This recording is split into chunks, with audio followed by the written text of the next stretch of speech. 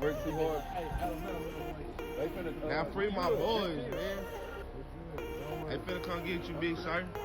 They can't get my nigga a break around this hoe. Hello, rapper Montana 700 just got hit with major federal charges. Prosecutors claim he was deep in the game, moving pounds like it was second nature. The same system that's been shadowing his close homie Zillionaire Du for years finally caught up with him. What started off as a dream built on beats, bars, and street fame has turned into a full-blown federal investigation. The feds say they've been watching everything, from his early grind to his flashy come-up, and now they're ready to make their move. Before the flashing lights, headlines, and mugshots, Montana 700 was just another kid from the struggle, a product of the South Dallas trenches, where every day was a gamble. He was raised in a world where opportunities were rare, and survival meant doing whatever it took to see another sunrise. Growing up in the same streets that molded Zillionaire Du, Montana's story started with dirt roads, corner hustles, and dreams too big for the block that raised him. New this morning, 2 Montana drug dealers were sentenced after being arrested in Idaho. Carson Lee Maynard and Amy Marie Tillman of Montana were sentenced for conspiring to distribute methamphetamine and fentanyl. U.S. Attorney Justin Whatcott made the announcement yesterday. Court documents say an Idaho State Police trooper stopped a vehicle that Maynard and Willman were in because of a window tint violation. When police searched the vehicle, they found 5 pounds of methamphetamine and 3,000 fentanyl pills. Maynard and Tillman admitted they received the drugs from New Mexico and Las Vegas. They planned to return to Montana where they would sell the drugs. Maynard was sentenced to 15 years in federal prison, while Tillman was sentenced to 5 years. When folks asked him, "Where are you from?" he said it with pride. Man, Woodtown. Oak Cliff. That's where it all began. He wasn't born into money, and nothing came easy. But what he did have was hustle, pure drive, and a fire that couldn't be tamed. Even as a teen, Montana had that look in his eyes, the one that said he wasn't going to stay broke forever. He grew up around the type of energy that shaped hustlers, not dreamers. The OGs around him showed him how to flip products, stack paper, and move smart in a city that eats the weak alive. While other kids were chasing girls or playing ball, Montana was learning supply and demand from the streets themselves. By the time most people his age were still figuring out who they were, he had already touched real money, the kind that made grown men pay attention. The streets whispered his name early, Montana 700, and they said he wasn't just moving small bags, he was making real plays. Word was, he turned the block into a business, and the business was booming. Before rap even entered the picture, Montana's rep was heavy. He was that guy people pointed at when they said, "He really out here getting it." But with street fame comes danger, and eyes start watching. When you shine too bright, even in the hood, somebody's bound to take notice. Police reports, late-night rumors, and social media flashes. Everyone wanted a piece of Montana's story. The lifestyle looked untouchable to outsiders, but inside it was chaos, with flashing lights always one step behind. Local cops already had him on their radar long before the feds stepped in. But what made Montana different was his energy. He wasn't one of those low-key hustlers hiding behind the grind. He had presence, the type that filled a room before he even said a word. When he spoke, people listened. When he showed up, cameras followed. He was loud, bold, and fearless, a walking headline. In interviews and on social media, Montana gave the world a front-row seat to his come-up. He made sure everyone knew he wasn't just another rapper from Dallas. He was the one who turned his street story into a movement. The hood loved him for it. That confidence made him a local legend, a voice for the ones still trapped in the same struggle he came from. And naturally, that spotlight turned into music. While still trapping, Montana started spitting his life into bars. Every line was a piece of reality. The pain, the hustle, the loyalty, the loss, all of it bled through his lyrics. He didn't rap to sound hard. He rapped because he lived hard. And when he said he was moving weight, nobody questioned it. They had seen it. That type of street credibility can't be faked or bought. It's earned, one risky night at a time. But that same authenticity came with a heavy cost. The same songs that made Montana famous started drawing unwanted attention from law enforcement. Those lyrics that fans called real were seen as clues by investigators, connecting dots they'd been collecting for years. They studied his lifestyle, matched his words with his moves, and started building a federal case. When the feds start linking your music to your money, it's game over. They noticed his lifestyle didn't match a 9-to-5 check, and the lavish videos, designer clothes, and cars only added fuel to their suspicions. Every flash of success was another page in his file. Every video was another piece of evidence. That's the trap of street fame. You can't shine without someone trying to dim the light. Montana's early years created both his rise and his downfall.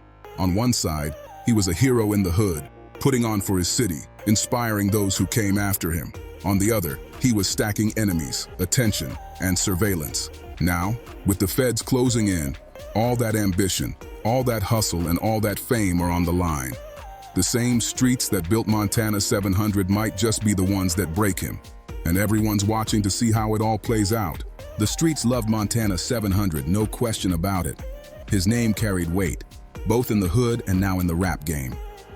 But while fans were praising him and blogs were starting to take notice, something darker was brewing in the background. The feds were already watching. They don't rush. They move in silence, stacking evidence, recording moves, and waiting for that perfect moment to strike. While Montana was out here chasing success, they were quietly piecing together a case that could flip his whole world upside down. At that point, Montana was standing at the crossroads, one foot still in the streets that made him, and the other reaching for the fame that could have saved him. The block had given him everything: respect, money, status. But it also handed him danger. The rap game promised freedom, but the streets had a grip on him that wouldn't let go. And now, those early decisions, they're the same ones haunting him, setting up the exact federal nightmare he's facing today. Montana's rise in rap wasn't some overnight miracle. It was built brick by brick, hustle by hustle. When he finally hit the booth, people could feel the truth dripping off every lyric. The hood had already certified him before a single record label even knew his name. That's what made his sound hit so hard. It wasn't just music. It was a reflection of real life, unfiltered and raw. People weren't just listening to his songs. They were repeating his stories word for word. That's what authenticity does. It gives your voice power. And Montana had that in spades. When he rapped about late-night flips, dodging sirens, and stacking dirty money, folks didn't think he was exaggerating. They knew he was speaking facts. Every verse was a confession dressed up as a track. He didn't come out polished or industry-ready. He came out raw and fearless. His videos were filmed right where his legend started. The same corners, the same blocks, the same faces. You could smell the concrete, feel the tension, see the hunger. And that's exactly why people gravitated toward him. The world's full of fake rappers pretending to be tough. Montana didn't have to pretend. He was the streets, and it showed in every bar. When he dropped his first few regional tracks, the internet caught on fast. Clips of Montana surrounded by his crew, flashing stacks, speaking his truth with that Dallas attitude. It all spread like wildfire. Fans couldn't get enough of that grimy, uncut energy. It wasn't a label rollout or a PR stunt. It was Montana 700 in his purest form, and people respected it. Soon, his buzz started climbing beyond Dallas. Local DJs were spinning his tracks, blogs were posting his freestyles, and playlist curators were keeping his name in rotation. Every post, every share pushed him closer to that big break. And just when he started to break through, his ties to Zillionaire Du made everything louder. The two weren't just friends, they were a movement. Every time Du's name popped up, Montana's wasn't far behind. They stood for the same grind, the same struggle, the same code. When you saw one, you usually saw the other. That connection built Montana's credibility, but it also dragged him deeper into the same storm. Because if the feds were already circling Du's world, you can bet they started paying attention to the faces next to him. And Montana was front and center. To the streets, that alliance meant power. But to the feds, it meant evidence. And while Montana was focused on turning his street fame into something bigger, the government was busy turning his lifestyle into a case file. Now the question hanging in the air is, can a man built by the block really outrun the system that's been watching him since day one? As Montana 700's buzz exploded, the visuals got bigger, flashier, and way more intense. The days of shooting low-budget hood clips with grainy cameras were long gone. Now it was Bentleys, diamond chains, and full-blown street movie scenes. The energy was electric, and every new video looked like a celebration of survival. But here's where things started to twist. Those same visuals that made his fans scream, "He's really living it," were the same ones that made federal agents take notes. See, when you're flashing bricks of cash, counting pounds in your lyrics, and posting up with known faces from the block, it's not just music anymore. It's potential evidence. What the fans saw as Montana keeping it real, the authorities saw as Montana confirming everything we already suspected. The same clips that had the internet hyped up were the ones sitting in folders on some agent's computer. But musically, he was on fire. Montana had mastered that balance between raw aggression and smart delivery. His lyrics painted pictures so vivid you could see the streets in every bar. He rapped like he was giving a confession straight to the mic, and fans felt every word. That energy started to spill out of Dallas. Suddenly, Montana's tracks were buzzing in Houston, Atlanta, even creeping up on LA playlists. Whispers about label meetings started floating around, and for a brief moment, it looked like he was about to cross over from the block to the big stage. But as the spotlight got brighter, the shadows from his past grew longer. Every move he made, every interview, every post, every performance, pulled a little more of his real life into public view. Fans loved him for being raw and genuine, but that same realness made him a prime target for law enforcement. It's the curse of keeping it too real. The streets praise you for it, but the feds record you for it. Unlike rappers who just talk about the life, Montana lived it. That's why his words hit harder, because everyone knew he wasn't spinning fairy tales.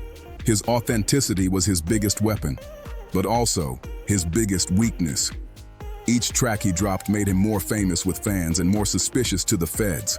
Every repost, every view, every blog mention, it all amplified the signal until there was no ignoring it anymore.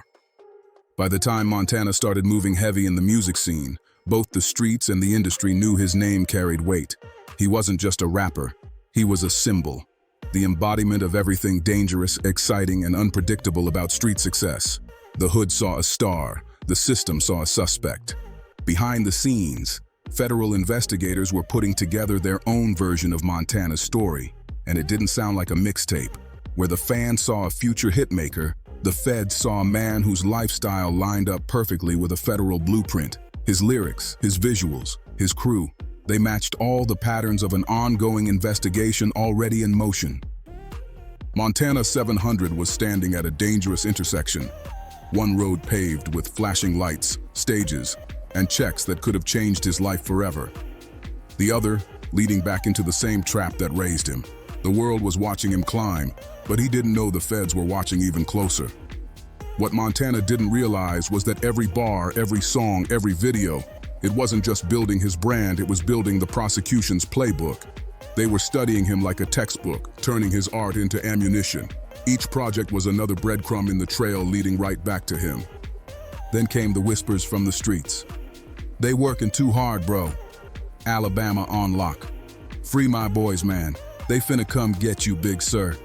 People close to him could feel something brewing even before the headlines hit. The warning signs were right there, but when you're in the spotlight, it's hard to see the shadows creeping closer. Because when the feds finally move, they don't do it halfway. They move like a storm. Montana 700's name didn't just pop up overnight in those court papers. This case had been cooking for a long time. Agents had been gathering footage, tracking transactions, and watching every digital footprint. By the time they made their move, they believed they had everything they needed to take it all the way to trial. Now, the same energy that built Montana's empire might just be what tears it down. And the world's about to see whether his story ends on a stage or in a courtroom. When the indictment on Montana 700 finally dropped, it read like a movie script. But this wasn't fiction. The paperwork painted a story built on surveillance, patience, and precision. Every move he made, every flex online, every coded conversation was being tracked for months, maybe even years. According to insiders close to the case, the charges weren't small time. The feds hit him with conspiracy to distribute controlled substances, possession with intent to distribute, and interstate trafficking. Heavy stuff, the kind that can bury a man for decades if proven. The government claims Montana wasn't just moving product around his city. They allege he was tied into a multi-state pipeline, pushing weight across lines like a full-blown network. That's what flipped this from a state bust to a federal operation. Once the feds step in, it means they think they've got something big, something organized, something worth making an example out of. Sources say the investigation started after a series of raids in Montana's neighborhood turned up more than just small evidence. They allegedly found cash, firearms, phones, and devices full of messages, pictures, and transaction logs, hinting at a larger web of activity. And since Montana was already connected to zillionaire Du, whose block had been raided earlier that year, agents had a reason to dig even deeper. See, the feds don't move off gut instinct, they move off data. They sit back, watch, listen, and stack receipts until the picture's too clear to ignore. And in this case, Montana's name reportedly kept popping up again and again in paperwork, call logs, and surveillance reports. One of the wildest parts of the indictment? Wiretaps. Court filings suggest the government had been listening in on conversations, coded calls, and slick talk between people already under surveillance. Even if Montana wasn't on the line himself, his name or alias allegedly came up enough times to tie him to the conspiracy. That's the cold truth about federal law. You don't have to get caught with the product in your hand. If they can argue you were in on the plan, that's all it takes to put you away for years. And that's not even the worst part. Insiders believe the feds flipped a few people close to him. Confidential informants, the quiet ghost of every street case. They say some of Montana's circle folded when the pressure hit, cutting deals for lighter sentences by pointing fingers up the chain. It's a classic Fed move. Squeeze the small players until someone cracks, then build the case around their words and whatever they can match on tape. If even one of those witnesses claimed Montana was the supplier, and their story matched what the wiretap showed, then the prosecution's case looks solid. It's a dangerous setup because in the federal system, the truth doesn't always matter as much as the narrative that sticks. But the feds didn't stop there. They dug into his money. Montana, like many rappers with street ties, loved to show off. Racks of cash, designer gear, foreign cars, and iced-out watches. To fans, that's hip-hop culture, part of the flex. But to prosecutors, that's evidence of drug proceeds. If your music numbers don't line up with your lifestyle, they call it unexplained wealth, and suddenly your drip becomes Exhibit A. Reports say the feds pulled his bank records, tracking large cash deposits that seem to match the same timeline as alleged trafficking activity. Every flashy video, every chain, every post where he bragged about the grind, all of it became ammo for the other side. Beyond the money trail, law enforcement supposedly leaned hard on social media and lyrics. Something we've seen in other rap cases lately. Videos where Montana rapped about moving pounds, shipping work, or crossing state lines were allegedly included in the evidence packet. The same bars that made fans scream, "He's real," are now being used by prosecutors to prove he was too real. And that's the trap so many street rappers fall into. The system doesn't care about metaphors or art. To them, it's confession on beat. Each track becomes another puzzle piece in a bigger picture, one that's less about fame and more about federal conspiracy. The deeper you look at it, the more it feels like Montana never stood a chance. The government wasn't reacting to what he did last week. They'd been watching the whole movie unfold in real time. His songs, his visuals, his circle, all feeding the same story. Now, Montana 700's sitting in the middle of it. A man whose voice once echoed through the streets of Dallas, now echoed through federal courtrooms.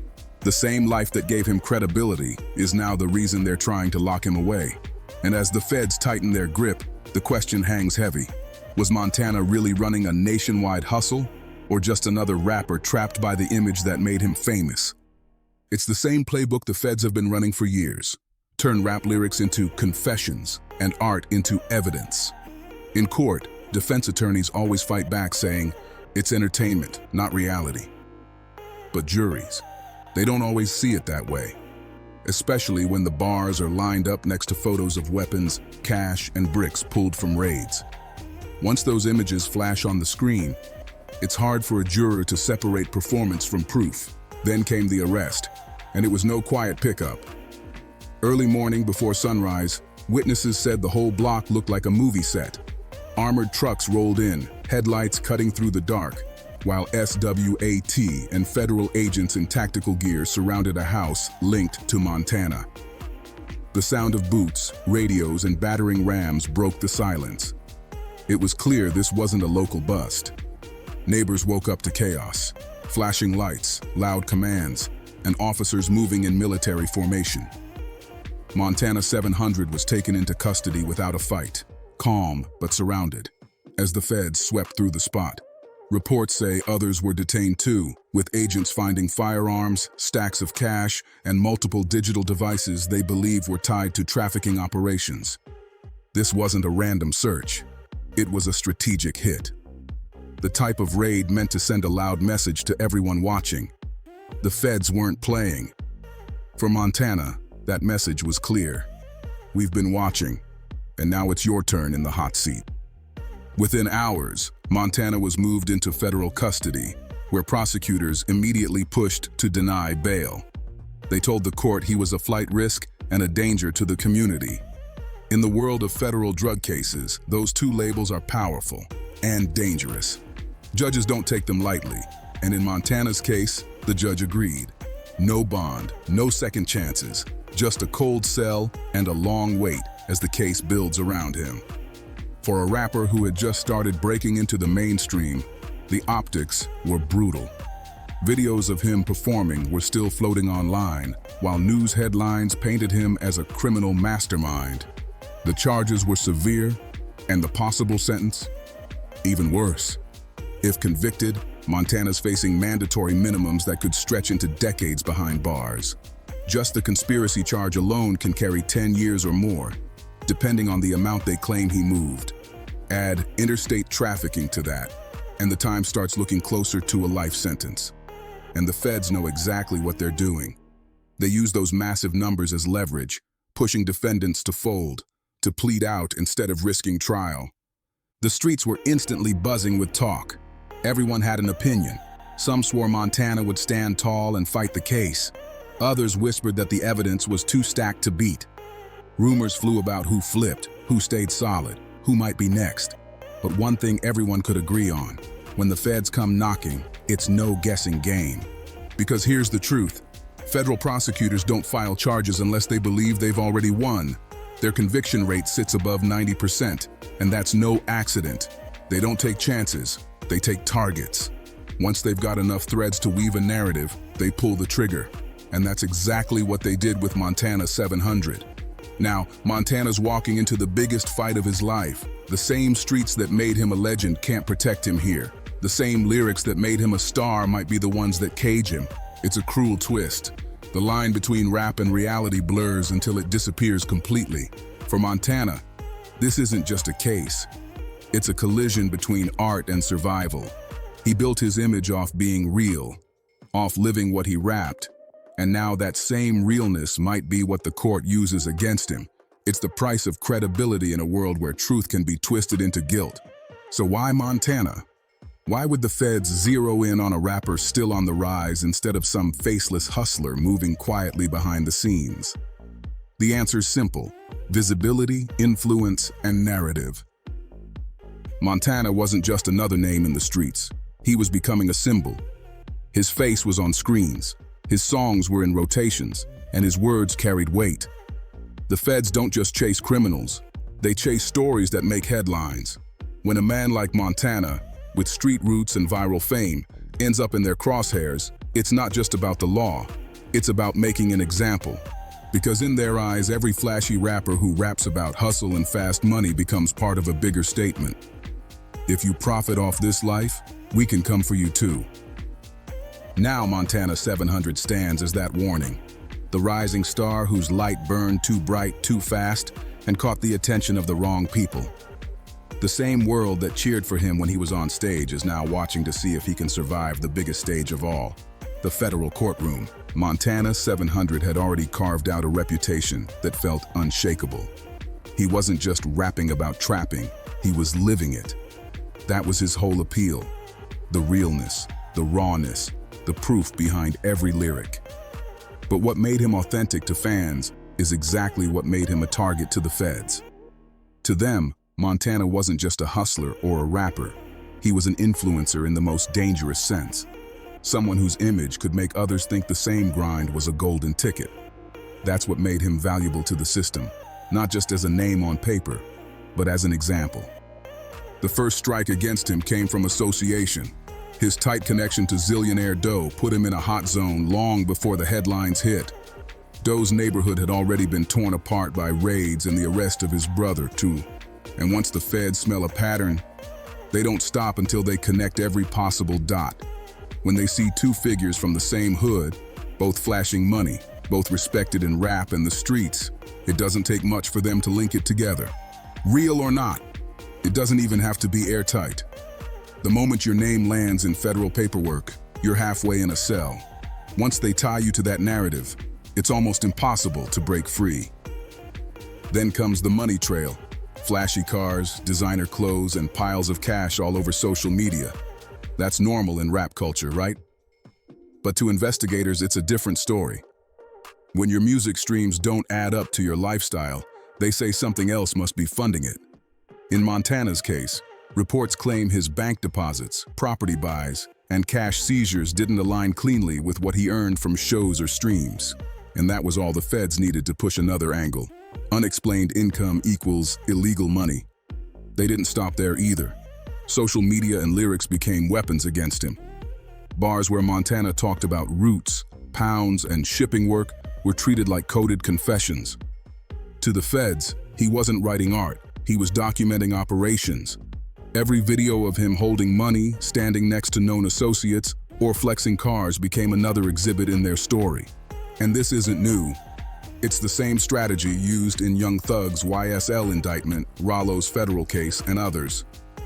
The government has mastered the art of flipping creativity into criminal evidence. Then there's the environment factor. The feds don't just chase individuals, they chase environments. If your block's been hit with drug busts, raids, and federal surveillance before, they'll assume you're tied in somehow, directly or indirectly. Montana's neighborhood was already under the microscope, and his rising fame just turned that lens up a notch. Every interview, every post, every success dragged more attention right back to the same zip code. But the biggest piece of this puzzle might be the Fed strategy itself. They don't waste resources on small fish. Their goal is to dismantle networks. And to do that, they go after people who sit at the intersection of money, influence, and culture. Montana checked all three boxes. By indicting someone like him, they can do a lot more than arrest one man. They can pressure him, test his loyalty, or use his case to connect bigger dots in a Ryko-style web. Whether they want information, headlines, or an example to hang up, Montana became the perfect candidate. So when you ask why the feds went after Montana, the answer's crystal clear. He represented something bigger than himself. He was a symbol, the face of the streets blending into rap. The kind of story that makes for an easy sell to a jury. A young man living what he raps, surrounded by coded language, fast cash, and familiar faces already on the radar. To prosecutors, Montana wasn't just another artist, he was a case study, a walking, talking example of how they say the streets and the music scene feed each other. And by taking him down, they send a message to every rapper still tied to the hustle. We're watching you next. But the tragedy in all this runs deeper. Montana's 700's story is one we've seen before. A kid born in the struggle, grinding his way out through music, turning pain into art. His whole image was built on authenticity. Something fans crave, something labels can't manufacture. But that same authenticity has now been weaponized against him. His roots gave him credibility, but they also planted the seeds that grew into a federal case. The rap fame only made those roots louder. The spotlight didn't just shine on his talent, it lit up everything around him. The lifestyle that inspired his lyrics is now being dissected in court, bar by bar, post by post. And with federal conviction rates over 90%, the odds are heavy, too heavy. The government is ready to make him the next example of how street credibility can turn into legal vulnerability. The reality is cold. The same culture that gave Montana his rise is now being used to break him. His ties to Zillionaire Doe, the flashy visuals, the coded lyrics, the surveillance. It all built a narrative that prosecutors can't wait to present. To them, Montana isn't just one man. He's a statement. Proof that they can blur the line between storytelling and criminality and still walk away with a win. For Montana 700, the stakes couldn't be higher. Every lyric, every flex, every Instagram post now sits under a microscope. He's facing choices no artist ever wants. Fight it out in trial and risk decades behind bars if the jury sides with the feds, or take a plea, cut time, and face the whispers that come with cooperation. Either path changes everything: his freedom, his legacy, and his name in the streets. The career that was just beginning now hangs by a thread, and everyone's watching to see what he'll do next. Because now, with the music silenced and the courtroom lights on him, one final question hangs heavy in the air. Was Montana 700 the architect of his own downfall, or just another artist punished for being too real? Thanks for watching until the end. Don't forget to subscribe and see you in the next video.